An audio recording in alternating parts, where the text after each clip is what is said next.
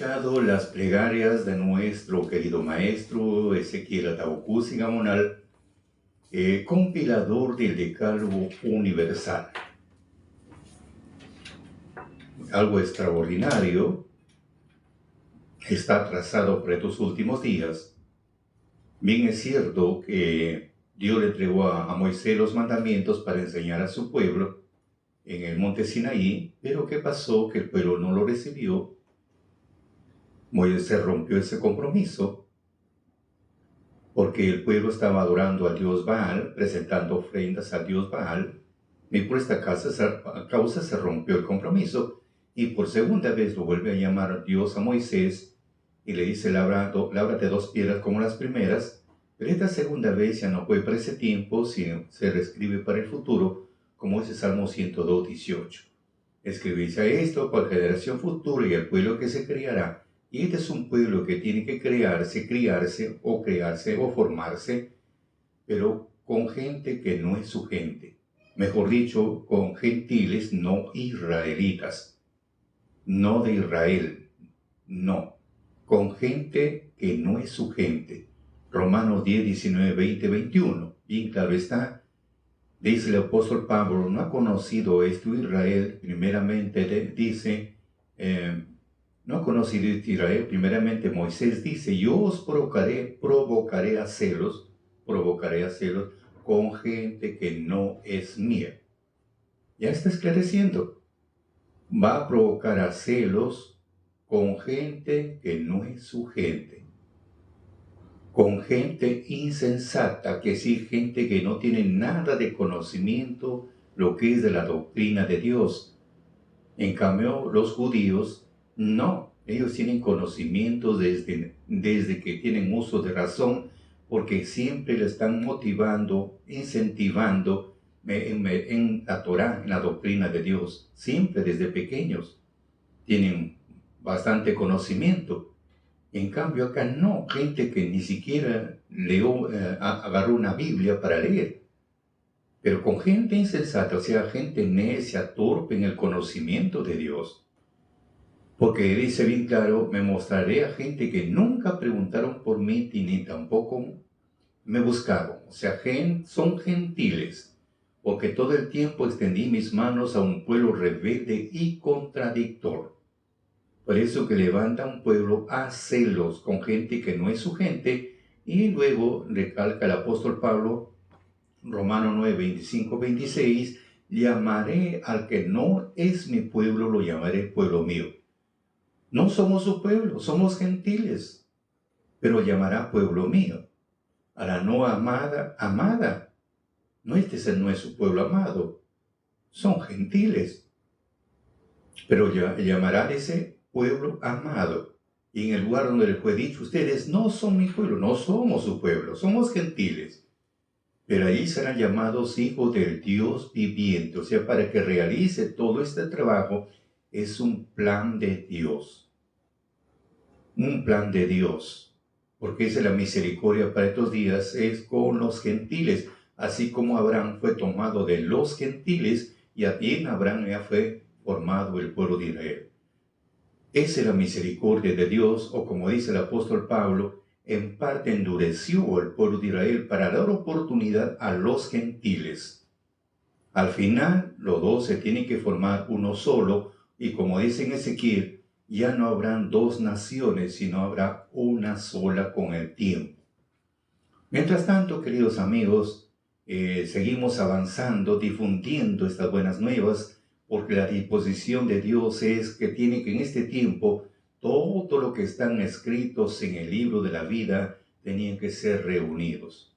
Todo lo que están escritos, porque dice en Isaías 11:12, tenía que levantarse un pendón, una bandera, un personaje para juntar a todo lo desterrado de Judá y de Israel, y él también enviará a sus mensajeros para que junten de los 4 cabos de la tierra, Mateo 24:31. Entonces llegó el tiempo, como es en Isaías, de 1 en 1, de 2 en 2, tenían que ser reunidos. Primero los gentiles y después los judíos, los que son de la promesa, serán juntados al final, como dice Romanos 11, 11:25. Mientras tanto, seguimos en esa labor de juntar, porque esa es la misión de Dios. Le dijo al personaje, anda y junta, enseña, junta a todo lo que estén escritos en el libro de la vida.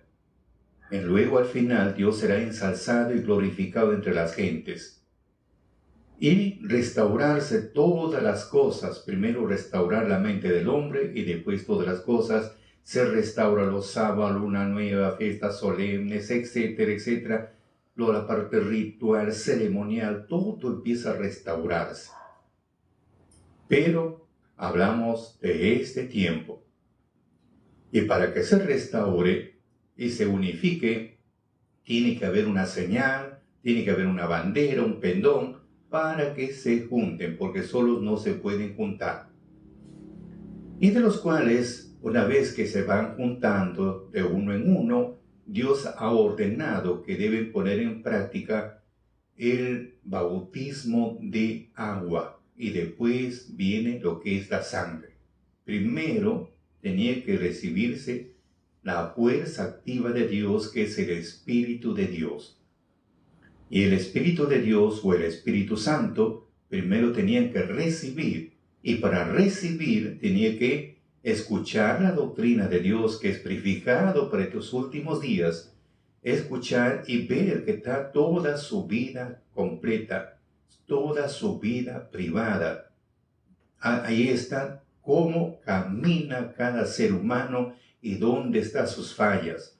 Y una vez que el hombre reconoce dónde están sus fallas, entonces en recompensa Dios le da su espíritu, como ese Hechos 5:32, y el mismo espíritu ya lo impulsa al hombre a ordenar su vida, como es en Ezequiel 36:27, y pondré mi espíritu en vosotros y haré que andéis en mis mandamientos y lo pongáis por obra. El espíritu mismo es que impulsa al hombre a ordenar su vida. De ser un indisciplinado, lo impulsa a ser disciplinado. Y es así que la disciplina se convierte en brazaletes de oro. Ya, porque le empieza a ordenar sus pensamientos, a ordenar sus caminos, empieza ahora a ordenar. Es como decir, tenemos una habitación donde todo está desordenado. Llega un momento que ya empieza a ordenarse cada cosa en su lugar. Así, de la misma forma, en nuestro corazón todo un desorden total. Pero llega un momento que mediante la doctrina de Dios y mediante el Espíritu que nos impulsa, empezamos a ordenar cada cosa en su lugar. Ese es el plan de Dios para estos días. Entonces, como seguimos con el tema del bautismo de agua, porque la IMIMPO Departamento de Lima han tomado una determinación de bautizarse o bautizar, o que se bauticen todos mis hermanos que están allegando. Dios los está llamando de uno en uno, que el otro procedimiento es el bautismo que tienen que recibir, el bautismo de agua. Ya han programado para ese 31 de agosto, han programado en el lugar de Chocas Medio, en el parque recreativo El Candamo, que está a orillas del río, el río Chillón. Ya estamos hablando en Chocas Medio, con dirección a Canta. Chocas Medio, ahí ahora se va a llevar a cabo este 31 de agosto en ese lugar El Candamo. Ahí estará pues en la entrada, que yendo con dirección a Canta, está al lado izquierdo, porque está el río Chillón. Habrá una bandera celeste con blanco y habrá también una bandera peruana. Es el punto de reunión este sábado 31. Entonces, avanzando un poquito sobre el tema que nos estamos desarrollando, que nuestro maestro habló en 27 de agosto de 1983, un fin de mes en el lugar de Cieneguía. 27 de agosto de 1983. Va a avanzar un poco el tema, lo que estamos hablando, porque dice, al inicio dijo así, bueno, una vez más reunidos aquí en la casa de Dios, todos los que hemos recreído y confirmado en la fe de nuestro Señor. En la fe de nuestro Señor. Eso después estaremos esclareciendo más adelante, paso por paso, ampliar cuál es la fe de Dios, cuál es la fe, si hablamos de Cristo, cuál es la fe de Cristo. ¿Cuál es la fe de Cristo? Eso tenemos que entender también más adelante. Y luego dice, la gracia de nuestro Señor Jesucristo sea con todos vosotros, hermanos y hermanas israelitas. Tomen asiento, por favor. Gracias a la misericordia de Dios, hoy el Señor me ha mostrado que ya falta muy poco, el gran día de Dios ya está cercano. También durante los días estaremos desarrollando este gran día de Dios que está cercano. ¿Cuál es ese gran día? El gran día de Dios. ¿Cuál es ese gran día? Y luego dice, téngalo por seguro, hermanos. Es por eso que vamos a hablar sobre el bautismo, el bautismo verdadero del creyente. Como ya está próxima la fecha del bautismo, vamos a dar a entender cómo nos señalan las Sagradas Escrituras. Bien, primeramente hay que entender que la ceremonia del bautismo es uno de los principios fundamentales de nuestra congregación. ¿Por qué le digo esto? Porque viene a ser la confirmación de nuestra fe. Si tienes fe, es la confirmación de tu fe. No estoy hablando de la fe que es el sinónimo de creencia, no. Hablamos, la fe es el Espíritu de Dios. Entonces es la confirmación de todo. O sea, tu fe, o sea, el Espíritu te impulsa a cumplir con este requisito y te bautizaste, es la confirmación de lo que el Espíritu te impulsó a cumplir con este requisito. Eso es así, precisamente para ser más exactos, el bautismo viene a ser el vínculo sagrado de la confirmación de nuestra fe, porque hemos creído y nos hemos arrepentido por todas nuestras faltas que hemos podido haber cometido. Entonces, porque para recibir esta fuerza sobrenatural, primero el hombre tiene que hacer un autoanálisis de toda su conciencia, mediante la doctrina de Dios.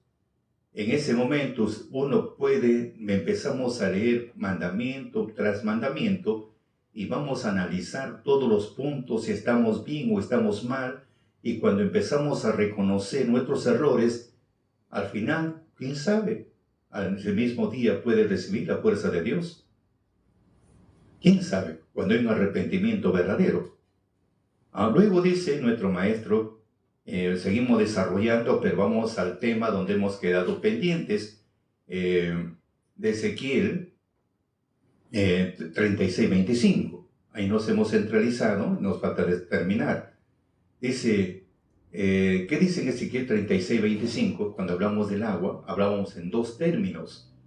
Dice, esparciré sobre vosotros agua limpia y seré limpiado de todas vuestras inmundicias, de todos vuestros ídolos os limpiaré. 3 puntos ahí que estamos desarrollando. Uno es, esparciré sobre vosotros agua limpia. Esparcir, no está hablando pues cantidad de agua, esparcir, rociar agua. Es por eso, esparciré sobre vosotros agua limpia. Es como podemos decir, nos hacemos una imaginación, de repente usted tiene, digamos, algún artefacto malogrado y lo tiene a la intemperie, porque supuestamente lo botó porque ya no sirve, pero lo tiene usted a la intemperie ante los rayos solares, ante el sereno, la llovizna, el polvo, todo ahí está arrumado, abandonado. ¿Qué pasó? Está, pues, imagínese, lleno de sarro, lleno de mugre, ahí botado. Pero llega un momento que usted lo necesita y lo empieza a desempolvar. Y si está corroído, lo empieza usted a limar, a lijar.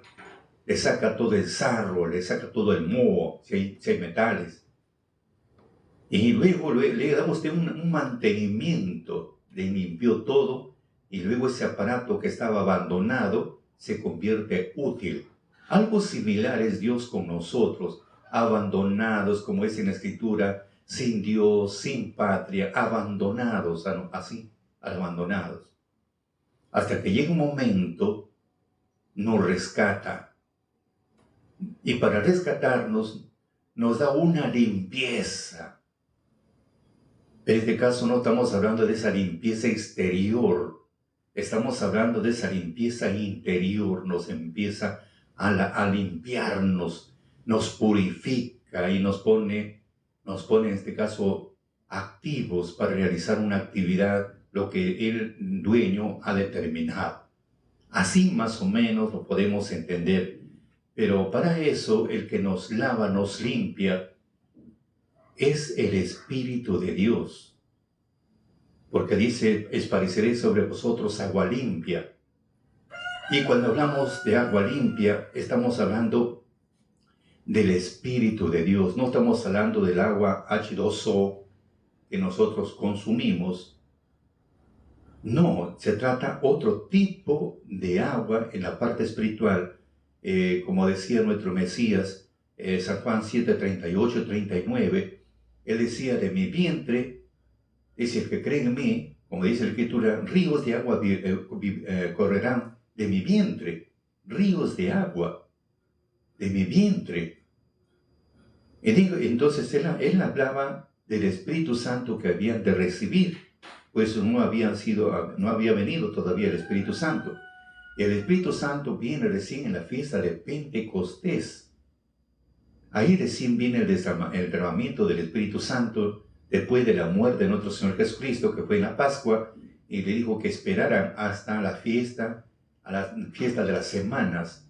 Entonces ahí surge el derramamiento del Espíritu Santo, porque esperaron, dicen Hechos, un número de 120 los que esperaron ese momento indicado.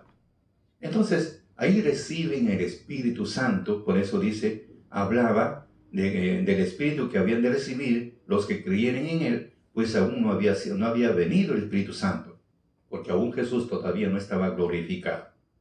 Entonces, esa agua limpia significa el Espíritu de Dios. Entonces, al recibir, el Espíritu es el que nos limpia, nos lava. Así como de repente tiene algo, lo empieza usted a lavar, echarle bastante agua para que salga toda la mugre, ¿no? Lo saca usted toda la mugre, queda usted limpio, o como una ropa sucia que lo empieza a refregar y luego saca toda la mugre, algo parecido. Entonces nos limpia. ¿Pero de qué nos limpió? ¿De qué nos limpió? Nos limpió de todas nuestras inmundicias. Y si hablamos, pues amigos, de nuestras inmundicias, en forma literal, pues estamos hablando de la basura, el desecho o desperdicio de alguna descomposición. Estamos hablando, pues, en forma literal, de una ropa sucia y se lo lava y se lo deja limpio. Entonces, de eso, esa es en forma literal. Y en la parte espiritual significa la impureza moral. De eso nos lava de esa inmundicia, de la impureza moral, no del cuerpo exterior, sino de lo que emana del corazón. De eso nos lava, el agua nos lava de ese tipo de inmundicia. Por eso, recordando el ejemplo de nuestro Mesías, como ese Mateo 15, 1 al 20, ahí cuando se reunieron, los discípulos pues se comían sin lavarse las manos, porque tenían hambre un día de sábado caminando por los trigales. Ellos sobaban los trigales verdes, sacaban el fruto y lo comían. Y había una costumbre, hasta el día de hoy, es una costumbre que antes de ingerir los sagrados alimentos tenían que lavarse las manos. E incluso la persona o alguien que iba a visitar a un judío, o sea, estamos hablando del pueblo judío, hay una costumbre que viene a ser los vasos de misericordia. Los vasos, los vasos escogidos. Hay una pequeña fuente, bueno, ahora no sé cómo será, pero antiguo dice la Escritura, que tenían, a la entrada de su casa había una fuente. ¿Qué hacía el visitante? Lo primero que era, se lavaba las manos. y también se lavaba los pies para ingresar a ese domicilio. Es una costumbre. Acá muchos de nosotros no hemos tenido esa costumbre. Ahora, gracias a la epidemia, ahora sí, antes de adquirir los alimentos, nos lavamos las manos. Muchas veces no, pero ahora sí. Entonces vemos, son costumbres. Entonces le empezaron a juzgar, decir, cómo tus discípulos quebrantan la costumbre de nuestros padres. ¿Cómo? Están comiendo sin lavarse las manos. Entonces, nuestro Señor Jesucristo le dice, todo lo que ingresa por la boca no contamina al hombre, porque eso va al estómago y después va a la letrina. Lo que contamina al hombre es lo que sale del corazón. Muertes, adulterio, fornicaciones, la ira, envidia, codicia, todo lo que sale de nuestra boca contaminamos. Por eso, amigos, muchas veces nos lavamos bien bañaditos, a veces nos vamos a la iglesia bien perfumaditos, bien elegantes, pero no cuidamos nuestra lengua. Como dijo un amigo, somos demasiado deslenguados. O sea que no cuidamos la lengua. Somos muy ligeros. Si alguien te incomodó, lo primero que aflora es la bestia que tienes adentro, inmediatamente afloró. Pero ¿cómo? ¿No fuiste limpiado de eso? O por lo menos todavía no aprendes a controlarlo. Acá tenemos que aprender a controlarlo. Porque muchas veces tenemos un concepto, ya soy un religioso, Dios me lavó, me limpió de todas mis inmundicias, de mis ídolos, me limpió. Está bien, pues te limpió. Una cosa es limpiar y otra cosa es eliminar. Una cosa es que nos limpió, nos lavó, como una ropa que se lavó, bien lavado, y lo vuelves a utilizar, esa ropa empieza a ensuciarse. Acá es algo similar, también nos limpió la primera etapa, nos lavó, o como dice en Isaías 1:18, nos borró de todos nuestros pecados, de todas nuestras iniquidades que hemos cometido, nos lavó, nos limpió, borró en cuenta nueva, ropa limpia. Muy bien, ropa limpia. Nos quitó toda esa ropa sucia, nos quitó, está bien, nos quitó. Pero la otra vez la ropa se vuelve a ensuciar cuando nos ponemos. Ahí tenemos el ejemplo de Zacarías 3:4. Vamos a entender este versículo. Voy a leer en versión en Reina Valera de 1602. Vamos a leerlo lo que dice Zacarías 3:4, para comprender un poquito. Zacarías 3:4. ¿Qué nos dice? Vamos a ver. Dice lo siguiente.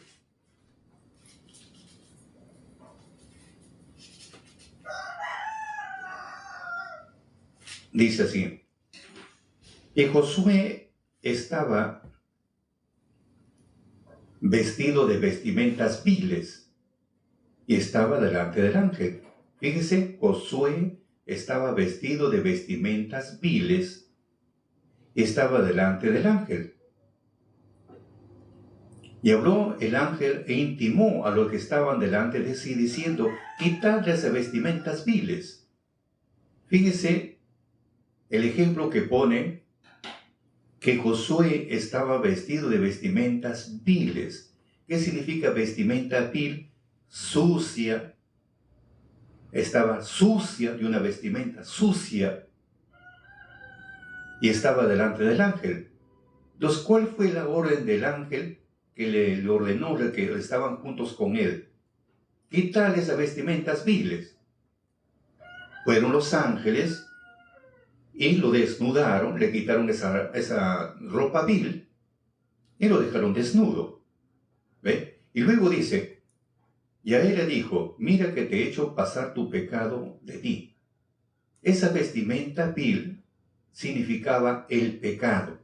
Mira que te he hecho, dice, mira que te he hecho pasar tu pecado de ti. O sea, le sacaron la vestimenta vil, que es el pecado, y luego dice, mira que te he hecho pasar tu pecado de ti. Y una vez que lo limpió, le sacó esa ropa vil, esa ropa sucia, que es el pecado, luego dice, mira, y te he hecho vestir de ropa de gala. ¿Cómo es el procedimiento? Imagínense. Vuelvo a repetir, porque es necesario entenderlo. La vestimenta vil, muchos pensamos vestimenta vil, que es la ropa que yo estoy, por ejemplo, en este caso estoy con ropa extranjera. Es una vestimenta extranjera. Ya pensamos que es el pecado. No, no, no, esta es ropa de pecado. Este no es ropa de pecado.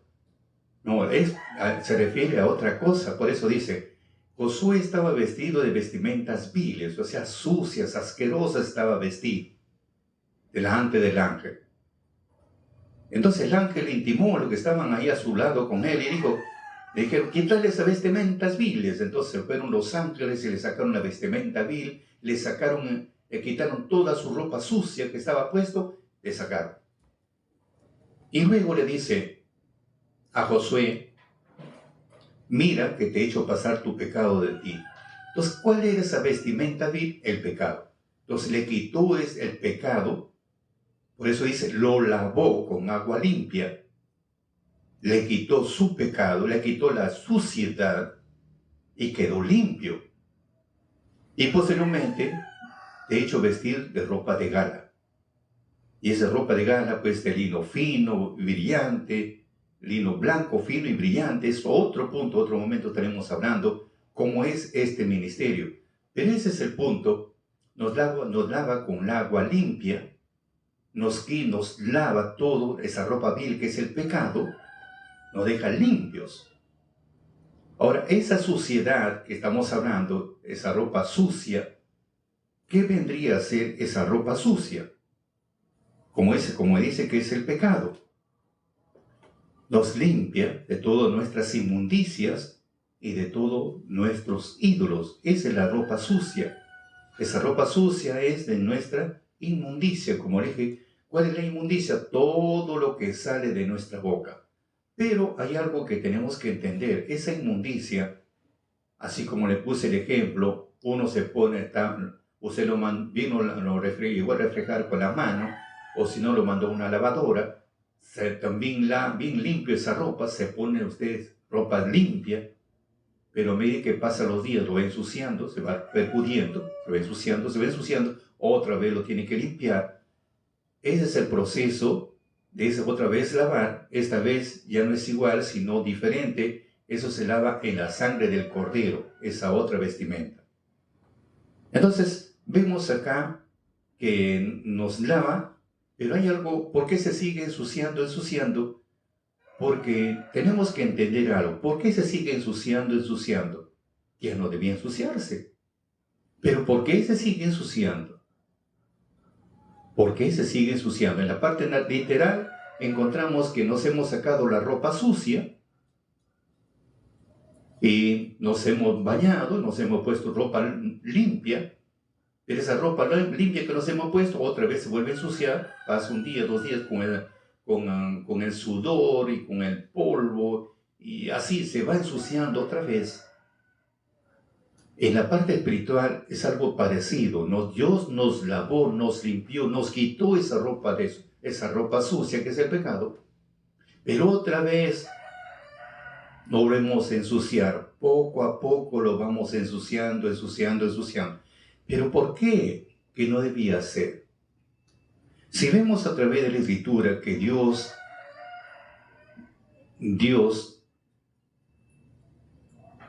ha creado el bien, tome atención amigos, que esto es muy interesante. Dios ha creado el bien, ha creado el mal, ha creado la vida, ha creado la muerte, ha creado la bendición y también la maldición. ¿Dónde está escrito? Eclesiástico 11:19. Dios ha creado el bien y ha creado el mal. Ha creado la vida, ha creado la muerte. Ha creado la bendición y la maldición. A esto se llama la ley del karma. Lo que siembras, cosechas. Si te vas por el camino correcto, tienes la vida. Y si vas por el camino incorrecto, tienes la muerte. Si te portas bien, tienes la bendición. Y si te portas mal, tienes la maldición. Si cumples con Dios, tienes la bendición. Si no, la maldición. Entonces tenemos ahí, la pregunta es, ¿por qué Dios creó el mal? Para descifrar un poquito. ¿Por qué creó el mal? ¿Qué pasaría si no existiera el mal? Es como decir, tenemos un piano o tenemos un órgano, un teclado, hay teclas blancas, teclas negras, y cuando se juntan sale una hermosa melodía.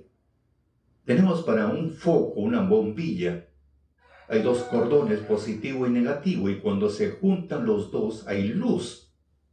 Acá es igual, tiene que ser el bien y el mal, si no, no sería vida. Porque de lo malo se aprende. A veces nosotros le echamos la culpa, el diablo tiene la culpa, el diablo tiene la culpa. No. En Eclesiástico dice lo siguiente, que Dios ha puesto el bien, puesto el agua y el fuego, y cada uno lleva en su mano lo que necesita o lo que desea. La tentación está ahí. Por eso decía el apóstol Pablo en Corintios, todo me es lícito, todo. Pero todo no conviene, todo no edifica, pero todo me es lícito. Entonces delante de nosotros ha puesto el agua y el fuego, y cada uno lleva en su mano lo que desea. Pero si llevé brasas de carbón, me quemé las manos porque yo tomé esa decisión, ¿a quién le voy a echar la culpa? ¿A Dios? ¿Al diablo? ¿A quién le echaría la culpa? Yo tomé brasas, nadie me dijo coge brasas, simplemente yo tomé una decisión de coger esas brasas. Cogí esas brasas, me quemé las manos. ¿A quién le echo la culpa? ¿A Dios? ¿Al diablo? En resumen, encontramos el culpable soy yo, porque yo mismo tomé una elección de coger esas brasas y me quemé las manos. Entonces, ninguno de los dos son culpables, ni Dios ni el diablo. El culpable soy yo. Es como acá a veces uno dice, el diablo tiene la culpa para que yo peque. Mentira. Dios en ningún momento el hombre le ordenó pecar. Si no son las decisiones nuestras, la necedad nuestra, por querer experimentar, nos pasa de todo.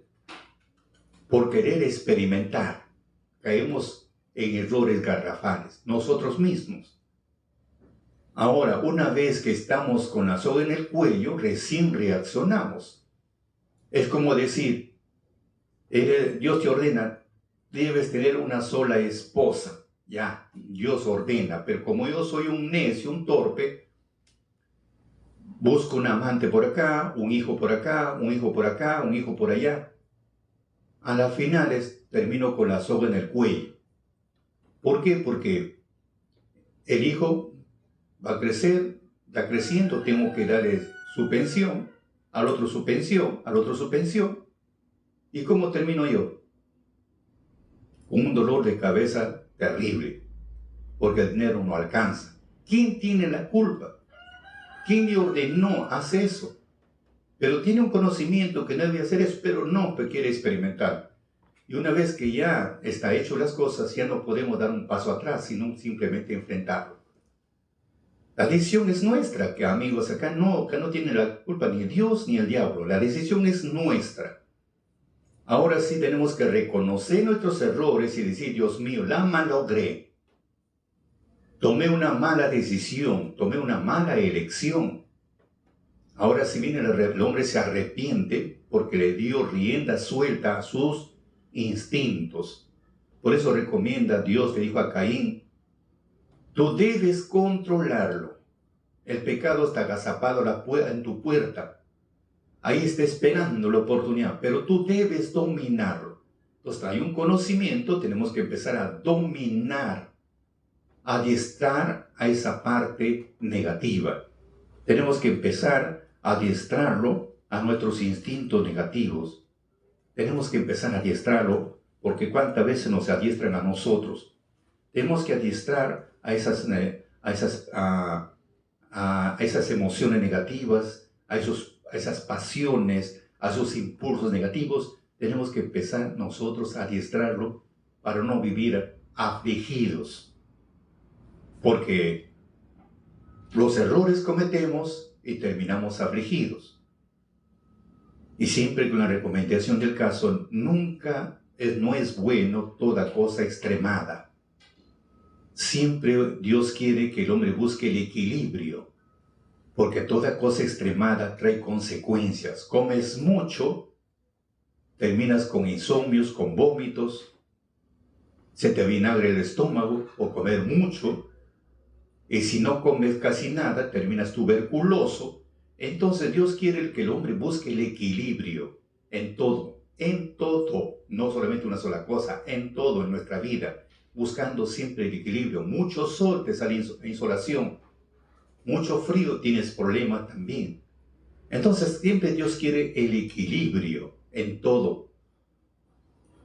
Ahora, eliminar no se puede, porque dice en la Escritura que Dios mismo creó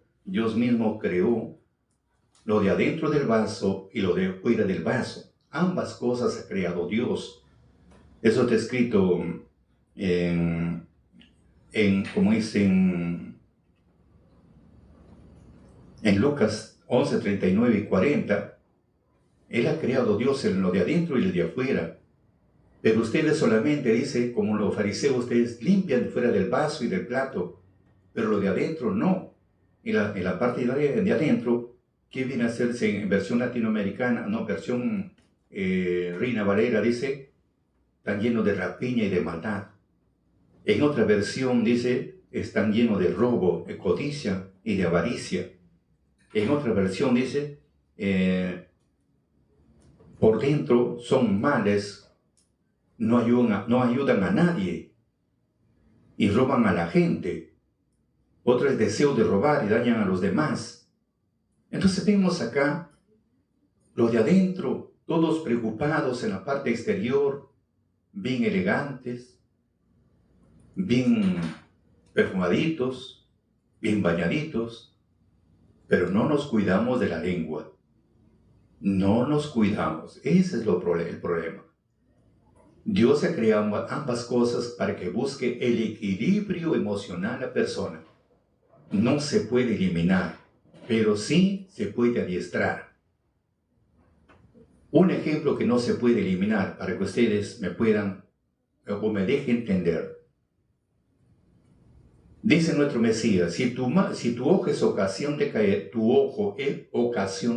es mejor que te lo saques antes que vayas con todo tu cuerpo al infierno. Si tu mano es ocasión de caer, es mejor que te lo cortes antes que vayas con todo tu cuerpo al infierno. No es que saques tu ojo, lo estirpe, lo saque de su lugar. Te quedas tuerto y sigues mirando mal, te sacas el otro ojo, te quedas ciego. Si tu mano es ocasión de caer, no es que te lo cortes, te quedes sin muñeca. Y sigues con el mal propósito, te mandas a cortar otra muñeca, ¿cómo te quedas? Sin muñecas. De eso no se trata, sino es que saques del lugar. Si tu ojo ves algo que es deshonesto, es mejor que deja de mirar ese lugar y mira otro sitio. Por eso dice el mal, te dice, préstame tus ojos y no me puedes negar porque tú eres mi esclavo. Y el salmista David dice lo siguiente, Señor, dice, no permitas que mis ojos vean vanidad, mas aparte, no permitas que mis ojos vean vanidad, mas instrúyeme en tu doctrina. Entonces, eso es, si no puedo, clamo a Dios, listo. Entonces, esa es la forma, no se puede quitar, es algo va juntos con nosotros hasta el fin de nuestros días, pero de lo malo se aprende, así como estamos hablando de las brasas, me quemé las manos, pero ¿qué cosa conseguí con quemarme las manos? Una experiencia, porque sé que quema. Ya no voy a coger las brasas porque me quemó las manos. Y también tengo para recomendar a otros, no hagas esto porque te va a quemar las manos. Pero como él quiere experimentar, tiene que quemarse las manos para que sepa que efectivamente quema. Pero la recomendación es, no hagas porque te quema. No cojas porque te vas a quemar. Es igual acá. Dios nos recomienda, no hagas tal caso, tú al caso no hagas, pero como nosotros queremos experimentar, ingresamos con zapatos y todo, y después estamos angustiados, no sabemos qué hacer. Por eso, queridos amigos, es bueno de los golpes se aprenden. Si no hay golpes, ¿cómo podemos nosotros aconsejar también a los dos? Por eso dice el dicho que el diablo sabe más por viejo que por diablo. Sabe más por viejo que por diablo. Es igual a un anciano que un joven. ¿Qué le puede decir? Así se educa a los hijos.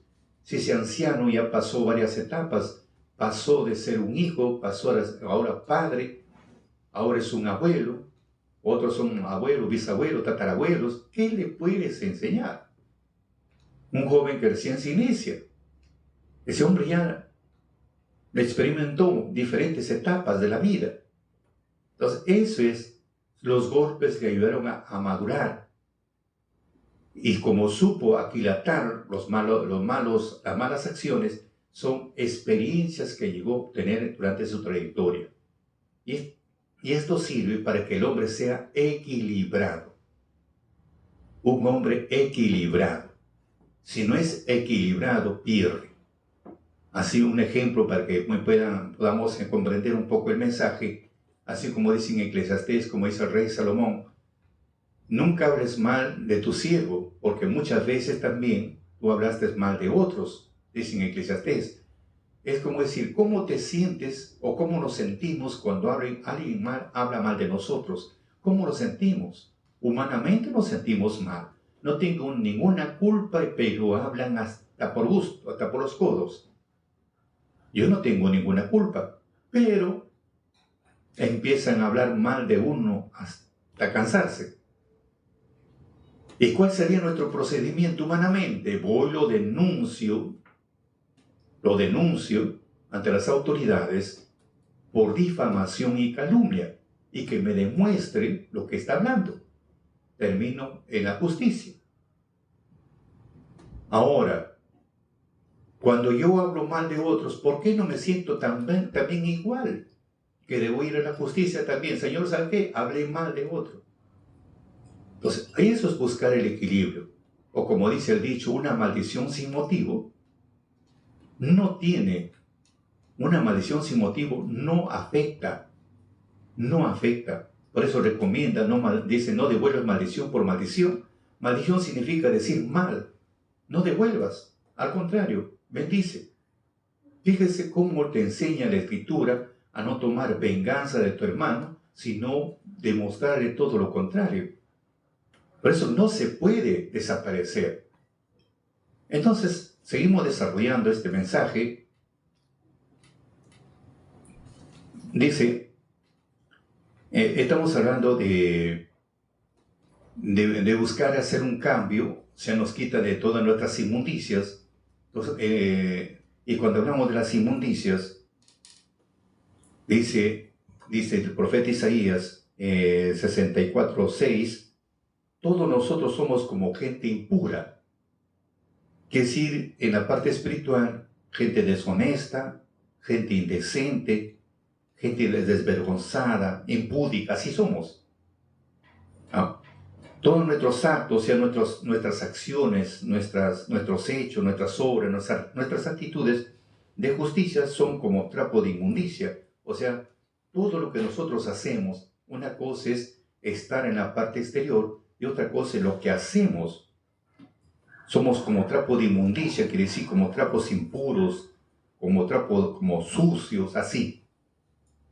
Nuestros actos de justicia, o sea, nuestras acciones son negativas. Por eso que somos indecentes, somos personas desvergonzadas, impúdicas, deshonestas. Eso somos, por eso dice así la Escritura. Todos somos como gente impura, todos nuestros actos de justicia son como trapos de inmundicia. Muy bien, ¿qué tenemos que hacer ahora? Dice en Santiago 1:21, dice así, en versión Dios habla hoy, dice, despojarse ustedes de toda impureza y de la maldad que tanto abunda, y acepten humildemente el mensaje que ha sido sembrado, pues ese mensaje tiene poder para salvarlos. Entonces vemos algo interesante, que acá es despojarse. Despojarse, como ya tenemos el conocimiento, así como la ropa que estaba sucia, así como dijo Josué, quitarle esas ropas sucias, viles, asquerosas, quitarle, y luego le dice, mira que te he hecho quitar tu pecado delante de ti. Entonces tenemos que despojarnos de toda esa impureza. Estamos hablando en la parte espiritual de la inmoralidad, de la inmundicia, de la mala conducta, renunciar a todos los vicios que no nos afectan. Entonces eso es despojarse de todo, quitarse de esa ropa sucia, ¿no? Y de la maldad que tanto abunda, o sea, de esa malicia que tenemos, de esa perversidad, de esa inmoralidad, de esa vileza que nosotros tenemos. Y aceptar humildemente el mensaje que ha sido sembrado, porque el mensaje de Dios te dice otra cosa. ¿Qué te dice? Despójate. Despójate, o sea que para despojarse tenemos que reconocer que estamos mal. No que Dios tiene la culpa, no que el diablo tiene la culpa, sino por nuestras malas decisiones, por nuestras malas acciones, las determinaciones personales que hemos hecho. Entonces, reconocer. Por eso dice en Apocalipsis 22:14 de Apocalipsis, dichosos los que lavan sus ropas. Por eso hablamos de esa ropa inmunda. No estamos hablando de la ropa, de esa ropa que estamos puesto limpio y después hemos empezado a ensuciarlo. Entonces, despojarnos siempre de esas ropas sucias, y lavarlo para tener derecho al árbol de la vida y para poder entrar en la puerta de la ciudad. O sea, tenemos que lavarnos de esa ropa, que es del pecado, delante de Dios, de esa ropa sucia. Y luego, esa es la forma. Y la parte espiritual es solamente la parte interna, solamente se lava esa ropa de lino fino, blanco, lino fino, blanco y brillante. Solamente se lava con la sangre del Cordero cada 10 de octubre. Hasta aquí hemos hablado de nuestras inmundicias, de nuestras impurezas que estamos hablando. Luego dice, no solamente esa agua limpia nos quita de nuestras impurezas, o sea, de nuestras inmoralidades, de nuestra mala conducta, de nuestros vicios que hemos tenido. Hemos ido siempre con la malicia, con la perversidad, con la inmoralidad, con la vileza. Entonces, nos ha limpiado de todo eso. Y también dice, nos limpió de todos nuestros ídolos. Vamos a entender esta parte de los ídolos. Cuando hablamos de los ídolos, tenemos dos formas de ídolos. Una es la imagen de una deidad, quiero decir, de una divinidad sobrehumana. La imagen de una deidad que es un objeto de culto. Así como en el tiempo antiguo, para darnos una idea, tenemos en el tiempo antiguo, tenemos a Baal. Baal no solamente era un becerro de oro, sino era un hombre con cabeza de toro. Que los cuernos significa poder. ¿Y qué significaba? Dios de los dioses, Señor de los señores, Creador del cielo y de la tierra. Por eso que el pueblo hebreo empezó a adorarlo, porque podían apreciar esa imagen, esa deidad. Entonces, el cual empezaron a rendirle culto, porque podían apreciarlo. Pero adorar a un Dios sin rostro que no se ve, este es para locos. Por eso que antiguamente los demás reinos se mofaban del pueblo de Israel. Ustedes adoran a un Dios sin rostro. Así como decía el apóstol Pablo, cuando le dijo a los griegos, ustedes adoran a ese Dios desconocido, y ese Dios desconocido yo adoro a ese Dios desconocido. Entonces, hablamos entonces la idolatría, es pensando que es así como el Baal, pensando que lo podían apreciar sus ojos y lo podían palpar también. Entonces, pues han puesto, le rendían culto, así como el pueblo, como dice, empezaron a adorar a Baal allá en el monte Sinaí. Y adorar significa con sacrificios y holocaustos. Sacrificaron y presentaron holocaustos al dios Baal. ¿Por qué? Porque lo podían apreciar. Y hablar de un Dios sin rostro, imagínense. Entonces, pero Dios habla sobre este punto de esta divinidad, esta deidad o divinidad, que puede ser adorado, concebido como un santo, divino, sagrado, inmoral, teniendo en alta estima, respeto, teniendo pues por adeptos y seguidores, como es el profeta Jeremías. Entonces, ese es el punto que tenía a Dios Baal, tenía muchos seguidores, sacerdotes, tenían de todo. Hablamos de Baal cuando en el tiempo del profeta Isaías, hablamos de Jezabel, la que implantó pues en el pueblo de Israel la adoración de Baal, levantaron templos, etcétera, etcétera, ¿no? Entonces veían pues algo. El otro no tenía sin rostro, a él sí lo podían ver. Entonces la gente, como estamos acostumbrados a ver para creer, por ese lado. Y como no tenían la fuerza de Dios, no tenían la fuerza activa de Dios, con mayor razón, cegadamente se iban. Por eso dice en Sabiduría, 14, 12 al 17, 30 al 31, 30 y 31, dice, la invención de los ídolos, la invención, o sea, es un invento de los ídolos, fue el origen del libertinaje. Cuando aparecieron, se corrompió la vida, porque al principio no existían y no existirán para siempre. La vanidad humana los introdujo en el mundo, y por eso Dios ha dispuesto que no duraría. Un padre consumido por el dolor, pone un ejemplo, un padre consumido por el dolor encarga la imagen de su hijo arrebatado prematuramente, y al que no era más que un difunto, lo honra al presente como a un Dios y establece para sus familiares ceremonias y ritos. Después, con el tiempo, la costumbre se arraiga y se observa como ley. Por orden de los gobernantes, las imágenes esculpidas reciben culto, pero el castigo les llegará, uno, por idólatras, ya que se han hecho de Dios una idea falsa, por mentirosos, jurando contra la verdad y despreciando todo lo que es santo. No serán castigados por el poder de los seres, por los que juran, sino por el castigo debido a los pecados, el cual cae siempre sobre el crimen de los malos. Entonces vemos en lo que debemos, si la gente lo hace así por su ignorancia, si nosotros hemos despertado, ¿por qué caer en ese juego? Así como Dios le dice al profeta Jeremías a los que fueron deportados a Babilonia, porque el pueblo, como se dijo, se dedicaron mucho a la idolatría, son más de 400 años, y por esa causa Dios lo incentivó, lo motivó, e incitó a Babilonia con rey Nabucodonosor, que vengan y lo desaparezcan al pueblo judío, y lo llevaron cautivos a Babilonia.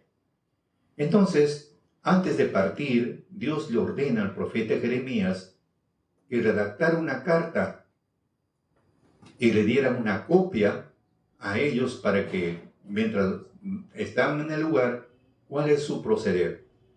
Baruch, capítulo 6. O sea, le dan una copia de una carta que dirigió Jeremías a los prisioneros que iban a ser deportados a Babilonia para darles a conocer el mensaje que Dios le había encargado.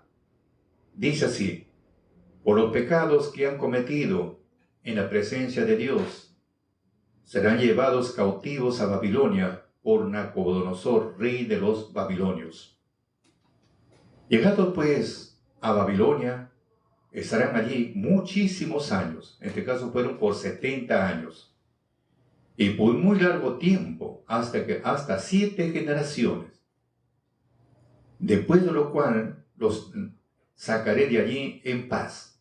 Cumplido ese tiempo, regresan, justamente cumplido los 70 años, regresan con Zorobabel, hablamos con Nehemías, Esdras, con el sacerdote Esdras, regresan otra vez.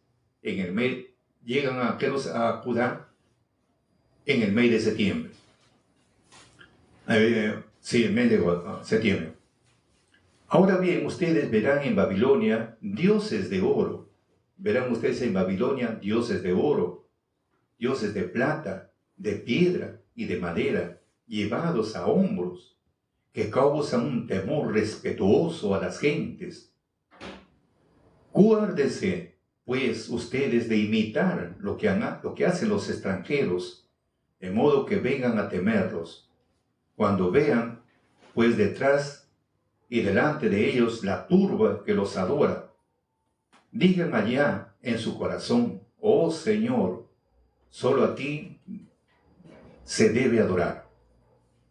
Porque mi ángel está con ustedes, yo mismo tendré cuidado de sus almas. Puesto que la lengua de los ídolos fue pulida por el artífice, son un mero engaño e incapaces de poder hablar aunque estén dorados y plateados. Y de modo que se hace un adorno para una muchacha que gusta engalanarse así, echando mano del oro, os adornan con esmero. A la verdad, los dioses de ellos tienen puesta en la cabeza coronas de oro, oro que después juntamente con la plata les arrebatan los sacerdotes a fin de gastarlo para sí mismos. Y aún lo hacen servir para engañar a las prostitutas de su casa. Visten a estos dioses como a hombres, aunque son de oro, de plata y de madera. Pero estos dioses no saben librarse del orín ni de la polilla. Y después los han revestido de púrpura, le limpian el rostro con motivo de muchísimo polvo que hay en sus templos. Tiene también el ídolo un cetro en la mano, como lo tiene el que gobierna el país, mas él no puede quitar la vida al que lo ofende. Tiene igualmente en la mano la espada, el hacha, pero no se puede librar a sí mismo de la guerra ni de los ladrones. Por todo lo cual puede ver que no son dioses. Por eso no tienen que temerlos, porque los tales dioses son como una vasija hecha a pedazos que para nada sirve. Una vez colocados en un templo, sus ídolos se cubren luego de polvo que levantan los pies de los que lo entran. Y al modo que el que ofendió al rey lo encierran detrás de muchas puertas, y como se practica como un muerto que se lleva al sepulcro. Así los sacerdotes aseguran las puertas con cerraduras y cerrojos para que los ladrones no despojen a sus ídolos. Encienden también delante de ellos lámparas, incluso más numerosas que para sí mismos, pero no pueden ver ninguna de ellas. Esos dioses son como las vigas de una casa que están roídas por dentro. La polilla se las come a ellos y a sus vestiduras sin que ellos se den cuenta. Negras se vuelven sus caras con el humo que hay en su casa.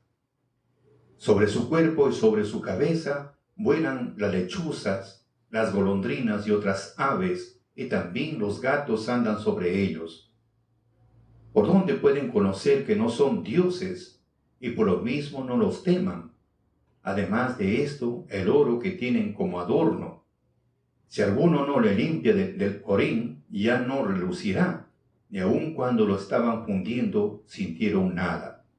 A pesar de que no hay en ellos espíritu alguno, fueron comprados a gran precio. Son llevados a hombros, ya que no tienen pies.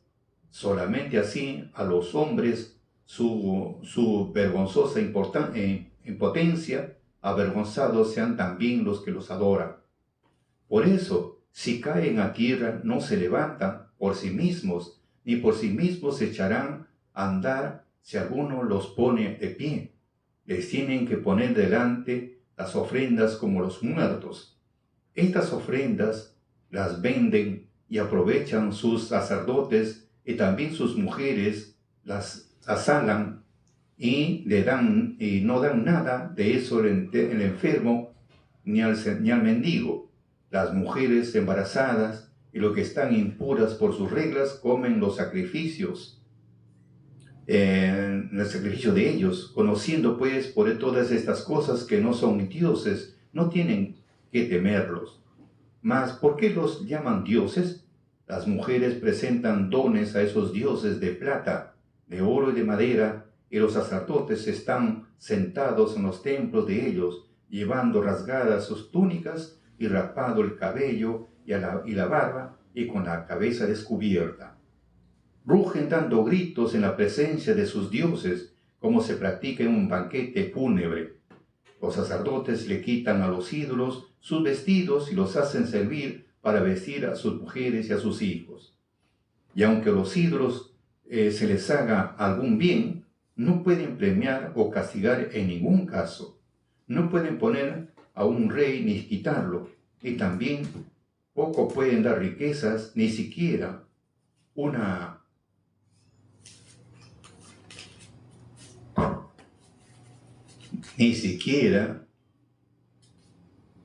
medida. Si alguno les hace un voto y no la cumple, y esto se queja, no pueden librar a un hombre de la muerte, ni amparar al débil como el poderoso. Contra el poderoso, no restituyen la vida a ningún ciego, ni sacarán de la miseria a nadie. No se compadecerán de la viuda, ni serán bienhechores de los huérfanos. Son semejantes a las piedras del monte, esos dioses de madera, de piedra, de oro, de plata. Los que los adoran serán confundidos. ¿Cómo pues puede pensar o decirse que son dioses? Incluso los mismos caldeos lo desprecian cuando ven que uno no puede hablar porque es mudo. Lo presentan a Baal, rogándole que no le haga hablar, como si fuera capaz de entender. Ellos que piensan que son capaces de rechazar a dioses que no tienen entendimiento. Las mujeres ceñidas de cordones se sientan en los caminos quemando a flechillo como si fuera incienso. Y si alguna de ellas, atraída por algún pasajero, ha dormido con él, reprocha a su compañera por no haber sido escogida como ella y porque no ha sido roto su cinto. Todos los que se hace un honor de estos dioses es engaño. ¿Cómo pues podrá nunca juzgarse o decirse esos sean dioses? Han sido fabricados por carpinteros y por plateros, y no son otra cosa que lo que quitaron sus artífices. Los artífices mismos de los ídolos duran poco tiempo. ¿Podrán pues ser dioses las cosas que ellos mismos se fabrican? No dejan a sus descendientes sino mentira y oprobio, porque si sobreviene alguna guerra o desastre, los sacerdotes andan discurriendo donde refugiarse con sus ídolos. ¿Cómo no entienden entonces que no son dioses los que no pueden librarse de la guerra ni sustraerse de las calamidades?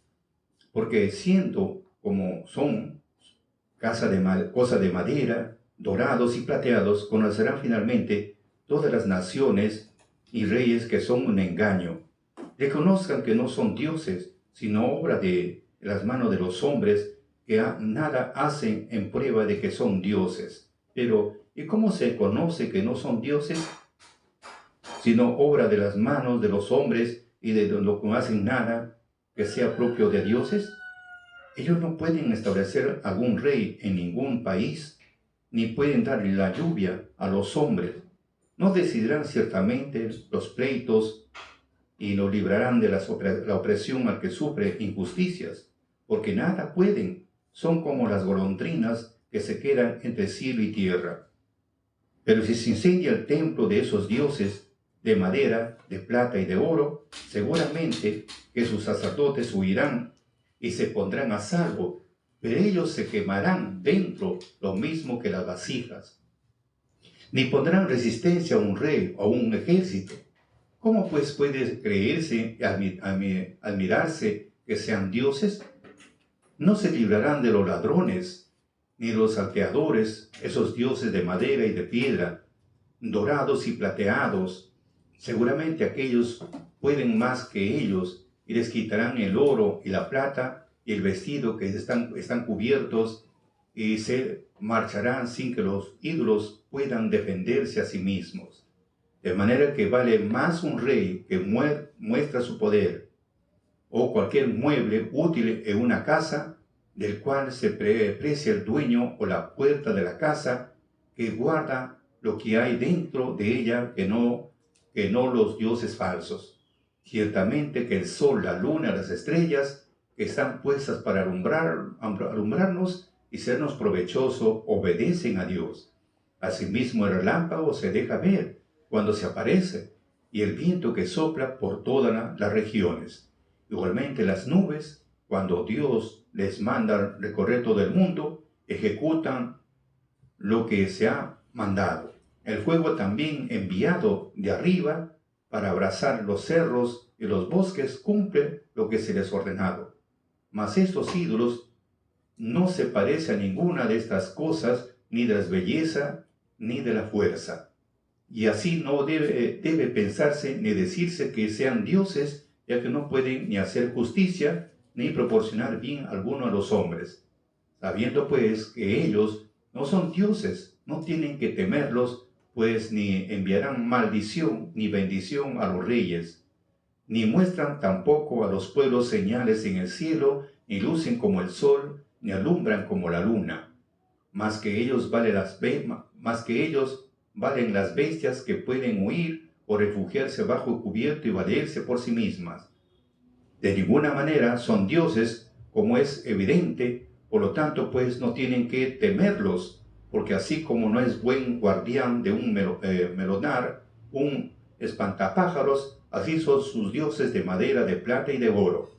Son como la zarza de un huerto sobre la cual viene a posar toda la clase de pájaros, y también estos dioses de madera, dorados y plateados, se asemejan a un cadáver que yace en la oscuridad.